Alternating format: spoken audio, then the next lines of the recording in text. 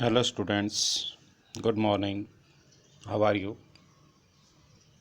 आशा है आप घर पर बिल्कुल स्वस्थ होंगे, तंदुरुस्त होंगे और परिवार के साथ कुशल मंगल से होंगे। कक्षा 9th क्लास के अंदर आपको कविता नंबर 3 रसखान के सवैये ये करवाया जा रहा है।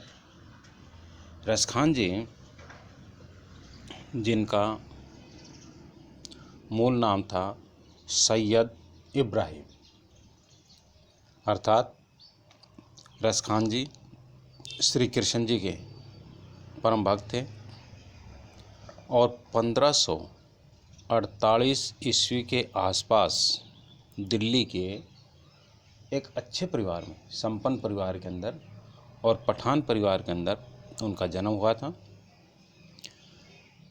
वे मुसलमान थे, लेकिन मुसलमान होते भी श्री कृष्ण जी की भक्ति भावना में लीन रहते थे। उनका जो स्वभाव था वो अत्यंत प्रेमी स्वभाव था। उन्हें वैष्णव भक्तों ने श्री कृष्ण के रूप माधुरी से परिचित करवाया था।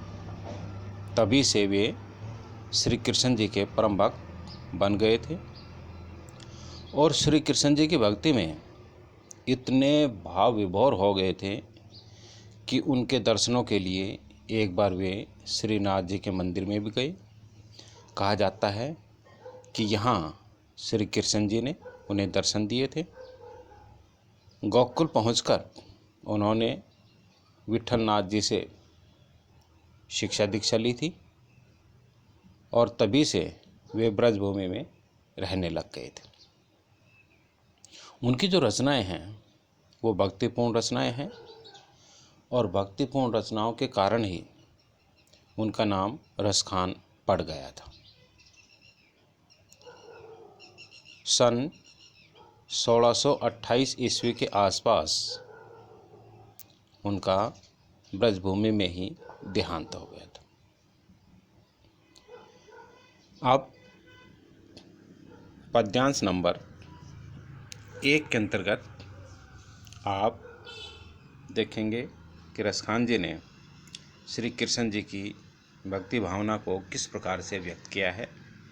रसखान जी अपने इष्ट देव श्री कृष्ण जी को संबोधित करते कहते हैं कि हे प्रभु, आप चाहे मुझे किसी भी रूप में जन्म दे, लेकिन मैं हर जन्म में ब्रजभूमि के अंदर ही जन्म लेना चाहता हूँ। यदि आप मेरा अगला जन्म मनुष्य के रूप में करना चाहते हैं तो वही रसखानी। तो रसखान जी ऐसा कहते हैं कि यदि आप मेरा अगला जन्म मनुष्य के रूप में करना चाहते हैं तो बसो ब्रज गोकुल गांव के गवारन। तो मैं ब्रजभूमि के अंदर गोकुल गांव में गवाले के रूप में, गवारन का अर्थ होता है गवाला, गवाले के रूप में रहना चाहूँगा। कि हे प्रभु, यदि आप मेरा अगला जन्म मनुष्य के रूप में करना चाहते हैं तो यह मेरी हार्दिक इच्छा है कि मैं गोकुल गांव के अंदर, ब्रजभूमि के अंदर एक गवाले के रूप में जन्म लेना चाहूँगा, ताकि जिन गायों को आप चराते थे उन गायों को मैं भी चरा सकूं। जो पशु हो तो कहाँ बस मेरो। कि यदि आप मुझे अगले जन्म के रूप में पशु बनाना चाहते हैं तो हे प्रभु, यह मेरी हार्दिक इच्छा है कि मैं गाय बनना पसंद करूँगा और चरो नित्य नंद की धेनु मंझारन। नंद बाबा अर्थात श्री कृष्ण जी के पिता। तो कहा गया है, रसखान जी कह रहे हैं कि मैं गाय के रूप में जन्म लेकर, पशु के रूप में अर्थात गाय के रूप में जन्म लेकर और प्रतिदिन नित्य का अर्थ होता रोजाना, प्रतिदिन नंद बाबा की धेनु का अर्थ होता गाय, मंझारन का अर्थ होता बीच में, नंद बाबा की गायों के बीच में चरना चाहूँगा। पाहन हो तो, पाहन करते हो तो पर्वत, कि यदि मेरा आप अगला जन्म पत्थर के रूप में परिवर्तित करना चाहते हैं, बनाना चाहते हैं, तो हे प्रभु, यह मेरी हार्दिक इच्छा है कि आप मुझे उसी गोवर्धन पर्वत का पत्थर बनाइए, जो वही गिरी करते हो तो पर्वत, उसी पर्वत का आप पत्थर बनाए जो कियो हरि छत्र पुरंदर धारण, जो प्रभु ने, हरि करते हो तो प्रभु श्री कृष्ण जी ने छत्र छाते के रूप में पुरंदर धारण अपने ब्रजवासियों की रक्षा करने के लिए धारण किया था। यहाँ पर मैं आपको बता दूं कि यहाँ गोवर्धन पर्वत श्री कृष्ण जी ने क्यों धारण किया था, क्योंकि श्री कृष्ण जी के जन्म से पहले ब्रजवासी इंद्र का स्मरण करते थे, उन्हीं को ही अपना देवता मानते थे। लेकिन जब उन्होंने श्री कृष्ण जी को बाल रूप में देखा और उनके दिव्य दर्शन हुए, अनेक उनकी बाल लीलाएं देखी, तो ब्रजवासी श्री कृष्ण जी को ही अपना इष्ट देव मानने लग गए थे। इससे इंद्र देवता रुष्ट हो गए और उन्होंने ब्रजभूमि के अंदर आंधी तूफान बारिश ज़बरदस्त शुरू कर दी थी बदला लेने के लिए। तब ब्रजवासियों की रक्षा करने के लिए श्री कृष्ण जी ने गोवर्धन पर्वत को उठा लिया था और बांसुरी बजाकर ब्रजवासियों को और गायों को और अन्य जीव जंतुओं को उस छत्र के नीचे अर्थात गोवर्धन पर्वत के नीचे पुकार लिया था, बुला लिया था और इंद्र देवता से मन ही मन कहा था कि आप पूरी शक्ति के साथ बरस लीजिए, आंधी तूफान जो भी आपने करना है कर लीजिए, ब्रजवासी इस समय मेरी शरण में है। तब इंद्र देवता बिल्कुल थक हार कर परेशान हो गए थे, तो अंत में उन्होंने श्री कृष्ण जी से आकर क्षमा याचना की थी और तभी से ब्रजवासी उस गोवर्धन पर्वत की पूजा करते हैं। इसलिए यहाँ पर बताया गया है, रसखान जी कहते हैं कि पाहन हो तो, कि यदि आप मुझे पत्थर के रूप में जन्म देना चाहते हैं तो हे प्रभु, यह मेरी हार्दिक इच्छा है कि मैं उसी गोवर्धन पर्वत का पत्थर बनना चाहूँगा जिस पर्वत से आपने ब्रजवासियों की रक्षा की थी। जो खग हो, खग कर दो तो पक्षी, कि हे प्रभु, यदि आप मेरा अगला जन्म पक्षी के रूप में परिवर्तित करना चाहते हैं, बनाना चाहते हैं, तो बसेरो करो, तो मैं बसना चाहता हूँ अर्थात रहना चाहता हूँ। कालिंदी, कालिंदी का अर्थ होता है यमुना, कूल, कूल का अर्थ होता है किनारा, कदम की डारण,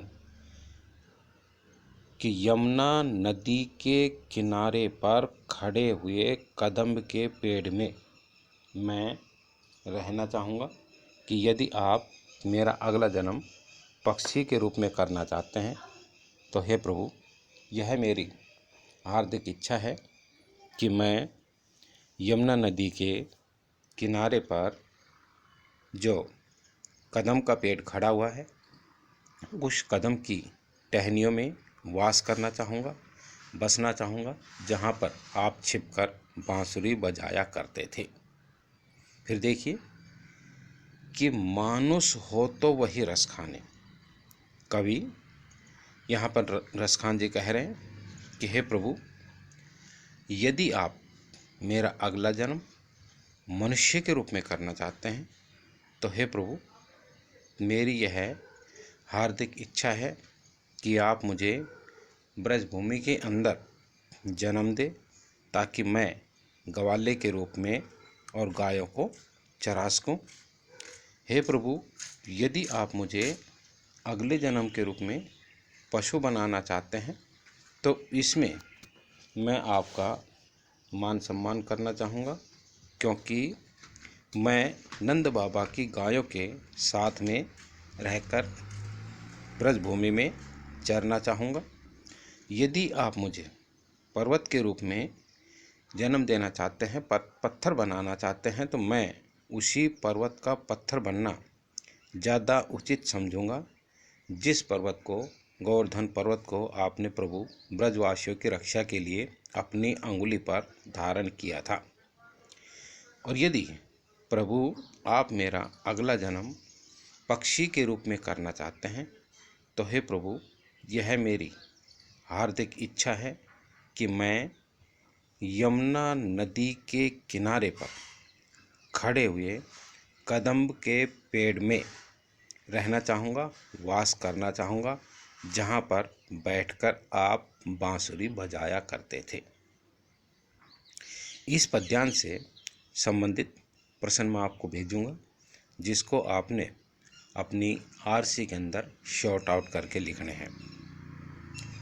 सेकंड पैराग्राफ में क्या बताया गया है कि या लकुट्टी और कामरिया पर।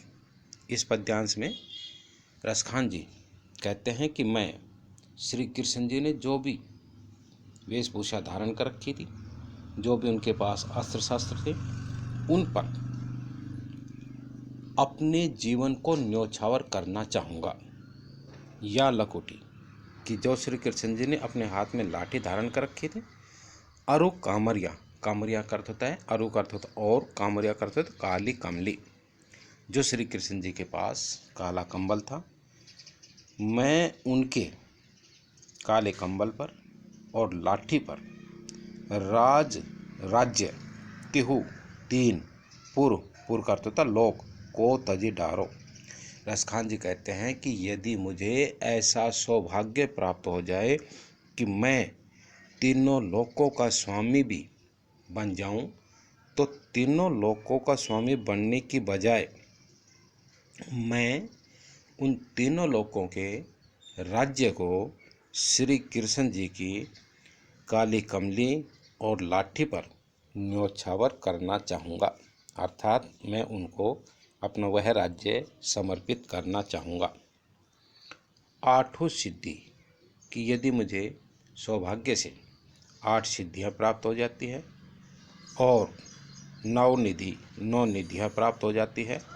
ये 8 सिद्धि और 9 निधियाँ वे ऋषि मुनि लोग प्राप्त करते हैं जो कई वर्षों तक घोर तपस्या में लीन हो जाते हैं, तब उन्हें 8 सिद्धियाँ और 9 निधियाँ प्राप्त होती है। तो यहाँ पर रसखान जी भी कहते हैं कि यदि मुझे ऐसा सौभाग्य मिलता है कि मुझे 8 सिद्धि और 9 निधियाँ प्राप्त हो जाती है, तब उनके सुखों को नंद की गाय चराई बिसारो। मैं नंद बाबा की गायों को चराना ज़्यादा उचित समझता हूँ। कहने का भाव है कि उसके बदले में मैं नंद बाबा की गायों को चराना ज़्यादा उचित समझता हूँ कि यदि मुझे सौभाग्य से 8 सिद्धियाँ और 9 निधियाँ प्राप्त हो जाती है, तो उस 8 सिद्धियों और 9 निधियों के बदले में मैं नंद बाबा की गायों को चराना ज़्यादा उचित समझता हूँ। रसखान कबो इन आँखिन सो। रसखान जी कहते हैं कि मुझे ऐसा सौभाग्य कब प्राप्त होगा कि मैं अपनी इन आँखों से ब्रज के वन बाग तड़ाग निहारो, ब्रज भूमि के वनों को, बागों को और तालाबों आदि को निहार सकूँगा, कि मैं ब्रज भूमि के अंदर चलकर स्वयं अपनी आँखों से बाग या तालाब आदि को निहार सकूँगा, जहाँ पर श्री कृष्ण जी अपनी बाल लीलाएँ करते थे। उन तालाबों के अंदर अपनी लीलाएँ दिखाते थे और वनों के अंदर छिपकर गोपियों के साथ रास लीलाएँ करते थे या गायों को चराया करते थे। उन सभी जगहों को, दृश्यों को मैं अपनी आँखों से कब देख सकूँगा। कोटि का अर्थ होता करोड़ों। यदि मुझे, कल धोत का अर्थ होता महल, कि यदि मुझे सौभाग्य इतना प्राप्त होता है कि अनेक राजा महाराजाओं के मुझे महल प्राप्त होते हैं, तो उन महलों को मैं प्राप्त ना करके उन महलों के सुखों को करील का अर्थ होता है कांटेदार झाड़ियाँ के कुंजन, करील के कुंजन का मतलब झाड़ियाँ, और करील का मतलब कटीली झाड़ियों पर ऊपर वारों के ऊपर न्योछावर करना चाहूँगा। कहने का भाव ये है, रसखान जी कहता है कि यदि मुझे ऐसा सौभाग्य प्राप्त होता है कि मुझे करोड़ों महलों का सुख मिलता है, तो करोड़ों महलों के सुखों को मैं ब्रजभूमि के अंदर वनों में उगी हुई कटीली झाड़ियों पर न्यौछावर करना चाहूँगा, क्योंकि उन कटीली झाड़ियों में ब्रजभूमि के अंदर श्री कृष्ण जी अपनी बाल लीलाएँ दिखाते थे। हिंदी एक बार फिर देखिए कि यदि मुझे तीनों लोकों का राज्य प्राप्त हो जाता है, तो तीनों लोकों के राज्य को मैं श्री कृष्ण जी की लाठी और काली कमली पर न्यौछावर करना चाहूँगा। रसखान जी कहते हैं कि यदि मुझे ऐसा सौभाग्य मिलता है कि 8 सिद्धियाँ और 9 निधियाँ मुझे प्राप्त होती है, तो इसके बदले में मैं नंद बाबा की गायों को चराना ज़्यादा उचित समझता हूँ। कि यदि मुझे 8 सिद्धि और 9 निधियाँ प्राप्त होती है, तो उसे मैं प्राप्त करना नहीं चाहूँगा, बल्कि श्री कृष्ण जी की गायों को चराना, मैं नंद बाबा की गायों को चराना ज़्यादा उचित समझूंगा। रसखान जी कहते हैं कि मुझे ऐसा सौभाग्य कब प्राप्त होगा, जब मैं अपनी इन आँखों से ब्रजभूमि के वनों को, बाग को या तालाब आदि को निहार सकूँगा। और यदि मुझे ऐसा सौभाग्य प्राप्त होता है कि करोड़ों महलों का सुख मुझे मिलता है, तो मैं उस करोड़ों महलों के सुखों को ब्रजभूमि के जंगलों में उगी हुई कटीली झाड़ियों पर न्यौछावर करना ज़्यादा उचित समझता हूँ। इस पैराग्राफ के प्रश्न उत्तर भी आपको भेजे जाएंगे। अभी आपने उनको भी शॉर्ट आउट करके और अपने आरसे में लिखना है, ताकि आपको एहसास हो, पता चल सके कि आपको कविता कितनी आ चुकी है, क्योंकि यह जो कविता है यह ब्रज भाषा में लिखी गई है रसखान जी के द्वारा। पद्यांश नंबर 3 के अंतर्गत बताया गया है कि मोर पखा सिर ऊपर राखियो। यहाँ पर गोपियाँ जो है वह आपस में, ब्रजभूमि की जो गोपियाँ हैं वो आपस में बातचीत कर रही है और कह रही है कि मैं भी नकली श्री कृष्ण जी बनने के लिए तैयार हूँ।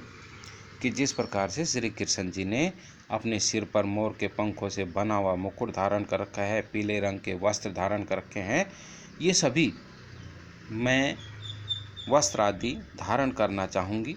गले में गुंज की या घुंघचों की माला भी धारण करना चाहूँगी, और लाठी लेकर गाय के साथ एक ग्वालिन के रूप में भी मैं घूमना चाहूँगी, क्योंकि मैं अपनी भक्ति भावना श्री कृष्ण जी को पूर्ण रूप से समर्पित करना चाहती हूँ। गोपी कह रही है कि दूसरी गोपी से, एक गोपी दूसरी गोपी को संबोधित करते कहती है कि हे सखी, मोर पखा, मोर के पंखों से बना हुआ मुकुट सिर ऊपर राखियो, कि मैं अपने सिर के ऊपर धारण कर लूँगी।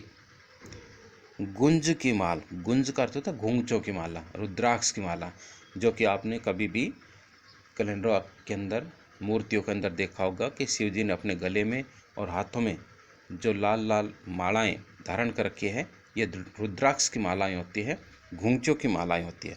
तो इसलिए गोपियाँ भी कहती है कि गुंज की माल, घुंघचों की माला मैं अपने गले करते तो गले में पहन लूँगी, पहनकर मैं भी नकली श्री कृष्ण जी बनने के लिए तैयार हो जाऊंगी। ओढ़ी पीतंबर, और पीले रंग के, ओढ़ी का मतलब ओढ़ कर, पीतंबर का मतलब पीले रंग के वस्त्र, और पीले रंग के वस्त्रों को धारण करके ले लकुटी और लाठी लेकर वनों के अंदर गोधन का मतलब गायों के साथ में गवारन संग फिरूंगी, गवालिन के रूप में साथ साथ घूम लूँगी। गोपी कह रही है कि पीले रंग के वस्त्रों को धारण करके, हाथ में लाठी लेकर, और वन के अंदर गायों के साथ में एक ग्वालिन के रूप में मैं साथ साथ घूम लूँगी। भाव तो वो ही मेरो रस खाने, क्योंकि मुझे श्री कृष्ण जी बहुत अच्छे लग रहे हैं। रसखान जी कहते हैं कि मेरे मन को भा गए हैं, भाव तो मतलब भा गए हैं, वही मेरो रसखानी। रसखान जी ऐसा कहते हैं कि वह मेरे इष्ट देव हैं। और इस प्रकार से गोपिया कहती है, सो तेरे कहे सब स्वांग करूँगी, कि हे सखी, तुम्हारे कहने के अनुसार मैं नकली श्री कृष्ण जी बनने के लिए सभी प्रकार के स्वांग भरने के लिए तैयार हूँ। लेकिन गोपी एक कार्य नहीं करना चाहती। वह कहना चाहती है, या मुरली, यह जो बांसुरी है, मुरलीधर, मुरलीधर का अर्थ होता है मुरली को धारण करने वाले, बहुब्रीहि समास है ये, मुरली को धारण करने वाले, अर्थात ब्रैकेट में क्या लिखेंगे, श्री कृष्ण जी, कि यह मुरली जो श्री कृष्ण जी ने अधरान, अधरान का अर्थ होता है होठों पर धरी रखी हुई है, अधरा न धरूंगी, मैं इसे अपने होठों से नहीं लगाऊंगी। गोपी उस बांसुरी को अपने होठों से इसलिए नहीं लगाना चाहती कि वह कहना चाहती है कि जब श्री कृष्ण जी बांसुरी बजाते हैं तो वे हमें भूल जाते हैं, इसलिए यह बांसुरी हमारी सौतन के समान है। इस कारण से मैं इस बांसुरी को कभी भी अपने होठों से नहीं लगाना चाहूँगी, क्योंकि यह बांसुरी हमारी सौत है, हमारी सौतन है। या मुरली, यह बांसुरी मुरलीधर जो श्री कृष्ण जी ने अपने होठों पर धारण कर रखी है, अधराधरी होठों पर धारण कर रखी है, अधरा न धरूंगी, उसे मैं अपने होठों से कभी भी नहीं लगाऊंगी। पैराग्राफ नंबर 4 के अंदर देखिए, गोपी कह रही है कि काननी दे अंगुरी रहीबो, कि जब श्री कृष्ण जी बांसुरी बजाएंगे तो उनकी बांसुरी की आवाज़ को मैं सुनना नहीं चाहूँगी। उस समय मैं अपने कानों में, काननी कानों में अंगुरी अंगुली रहीबो डालकर रह लूँगी। जब ही मुरली धुनी मंद बजे है, जब बांसुरी की मधुर मधुर आवाज़ सुनाई पड़ेगी, तो हे सखी, मैं अपने कानों में अंगुली डालकर रह लूँगी और मैं उस समय श्री कृष्ण जी से मिलने के लिए नहीं जाऊँगी। मोहिनी तानन, क्योंकि उनकी द्वारा बजाई हुई जो बांसुरी की आवाज़ है वो इतनी मोहिनी होती है, तो उस कारण से रसखान जी भी और गोपियाँ भी कहते हैं कि मैं अपने सबसे ऊपरी महल पर, छत पर चढ़ जाऊंगी। अटा करता होता सबसे ऊपरी भवन, भवन पर चढ़ जाऊंगी, अटा चढ़ी महल पर चढ़ जाऊंगी। गोधन गेहे तो गेहे, उस दौरान यदि हमारी गायें बहुत दूर जा रही है, गेहे, गेहे का मतलब दूर जाना, और गोधन करता होता गायें, यदि हमारी गायें बहुत दूर जा रही है तो उससे मुझे कोई फर्क पड़ने वाला नहीं है। तेरी कहो बार बार कहें, सिगरे सारे ब्रज लोगनी, ब्रज के लोग, यहाँ पर गोपी कहते हैं ब्रज के लोग यदि मुझे बार बार कहें, काल ही कल को कोऊ, कोई भी कितनों समझे है, मुझे कितना भी समझाने की कोशिश करे, लेकिन गोपी कहती है कि मायरी, हे माता जी, वाह मुख की मुस्कानी, श्री कृष्ण जी के मुख की जो मुस्कान है वह संहारी न जेहे न जेहे न जेहे, संहारी मतलब संभाली, संभाली नहीं जाती, नहीं जाती, नहीं जाती, अर्थात श्री कृष्ण जी इतने मधुर मधुर मुस्कुराते हैं कि हम उनकी मुस्कुराहट को देखकर ही उन पर न्योछावर हो जाती है। उनके चेहरे की जो मुस्कान है वो हमसे संभाली नहीं जाती है। फिर देखिए इसी पैराग्राफ को, गोपी कह रही है कि जब श्री कृष्ण जी बांसुरी बजाएंगे तो मैं अपने कानों में अंगुली डालकर रह लूँगी, क्योंकि श्री कृष्ण जी की जो बांसुरी की आवाज़ है वह बहुत ही मधुर सुनाई पड़ती है। उस मधुर आवाज़ को सुनकर मैं अपने भवन की सबसे ऊपरी मंजिल पर चढ़ जाऊंगी। उस दौरान यदि गायें बहुत दूर जा रही है तो चली जाए।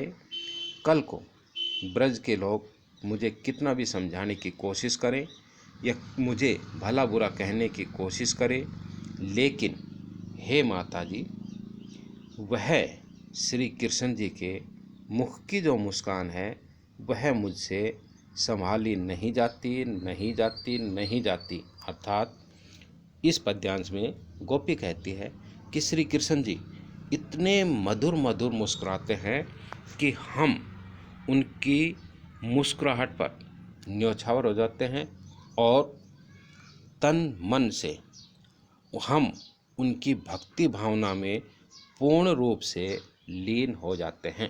प्यारे विद्यार्थियों, इन 4 पैराग्राफ से संबंधित आपको प्रश्न उत्तर शॉर्ट आउट करने के लिए भेजे जा रहे हैं। आप इस पैराग्राफ को पढ़कर और चारों प्रश्नों के पैराग्राफ के प्रश्न उत्तर आपने लिखने हैं आरसी में। धन्यवाद। आपका दिन शुभ हो।